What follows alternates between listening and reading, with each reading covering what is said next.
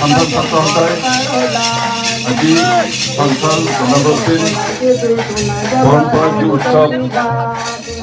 উৎসৱটো আজি বহু বছৰ লুপ্ত প্ৰায় হৈছিল তাক পুনৰুজ্জীৱিত কৰাৰ কাৰণে আজি তাৰ কাৰণে তেখেতসকলক ধন্যবাদ দিছোঁ যে এই উৎসৱ আচলতে ধৰ্মীয় এটা উৎসৱ হয় তথাই সকলোকে আমাৰ বৰ্ষা সমাজতো নেপালী ভাষাটো বিজয় দশমী যি উৎসৱটো দশমী উৎসৱ কোৱা হয় আৰু চন্দন নামতে আমাৰ আজি উদযাপন কৰিছে তেওঁ দশমী উৎসৱ কাৰণে আমাৰ প্ৰথম দিনৰ পৰা 10 দিনলৈকে যি অসুৰ আৰু আৰ্য সমাজৰ যি যুদ্ধ হৈছে যুদ্ধৰ যোগে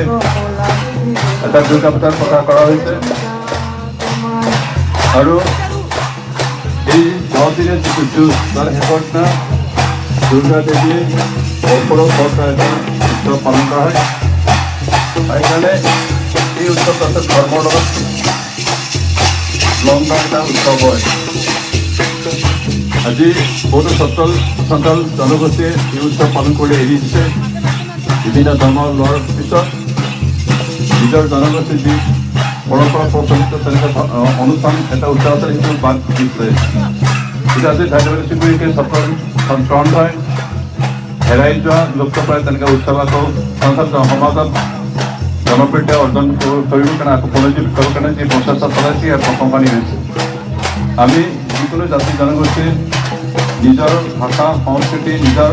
পৰম্পৰা বাদ দি পাহৰি আমি জীয়াই থাকিব নোৱাৰোঁ নিজৰ পৰিচয় আমি লুপ্ত কৰিব নোৱাৰোঁ যিহেতু সন্তান জনগোষ্ঠীৰ কেইবাটাও